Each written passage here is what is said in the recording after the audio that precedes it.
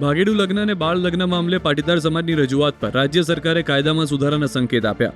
ઉર્જા મંત્રી ઋષિકેશ પટેલે કહ્યું કે દીકરીઓની ચિંતા કરવાની રજૂઆત થઈ છે અને તે સંદર્ભે તેમણે કહ્યું કે જ્યાં શક્યતાઓ છે ત્યાં સુધારા કરવાની ખાતરી આપી છે. ગાંધીનગરના સરદાર પટેલ ગ્રુપ કલોલ દ્વારા આયોજિત સ્નેહ મિલન કાર્યક્રમમાં મંત્રી ઋષિકેશ પટેલે આ સંકેત આપ્યા છે.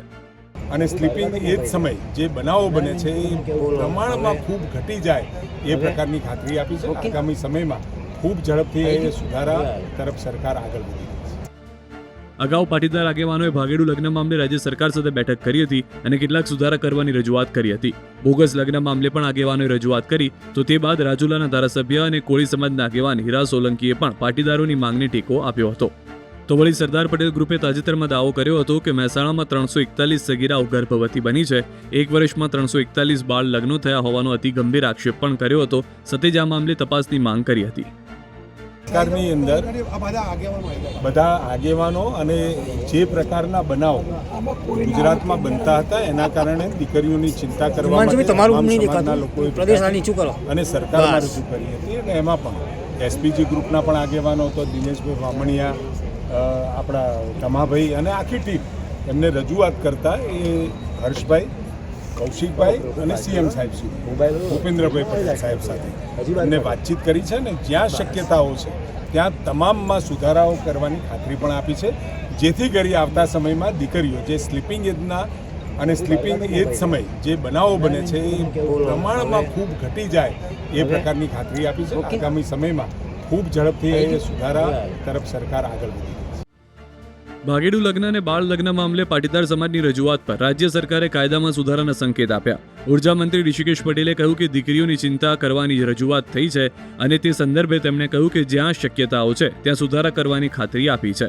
ગાંધીનગરના સરદાર પટેલ ગ્રુપ કલોલ દ્વારા આયોજિત સ્નેહ મિલન કાર્યક્રમમાં મંત્રી ઋષિકેશ પટેલે આ સંકેત આપ્યા છે. અને સ્લીપિંગ એ જ સમય જે બનાવો બને છે એ પ્રમાણમાં ખૂબ ઘટી જાય એ પ્રકારની ખાતરી આપી છે. આગામી સમયમાં ખૂબ ઝડપથી સુધારા તરફ સરકાર આગળ વધી રહી છે. અગાઉ પાટીદાર આગેવાનોએ ભાગેડુ લગ્ન મામલે રાજ્ય સરકાર સાથે બેઠક કરી હતી અને કેટલાક સુધારા કરવાની રજૂઆત કરી હતી. બોગસ લગ્ન મામલે પણ આગેવાનોએ રજૂઆત કરી તો તે બાદ રાજુલાના ધારાસભ્ય અને કોળી સમાજના આગેવાન હીરા સોલંકીએ પણ પાટીદારોની માંગને ટેકો આપ્યો હતો. તો વળી સરદાર પટેલ ગ્રુપે તાજેતરમાં દાવો કર્યો હતો કે મહેસાણામાં 341 સગીરાઓ ગર્ભવતી બની છે. એક વર્ષમાં 341 બાળ લગ્નો થયા હોવાનો અતિ ગંભીર આક્ષેપ પણ કર્યો હતો. સતેજ આ મામલે તપાસની માંગ કરી હતી.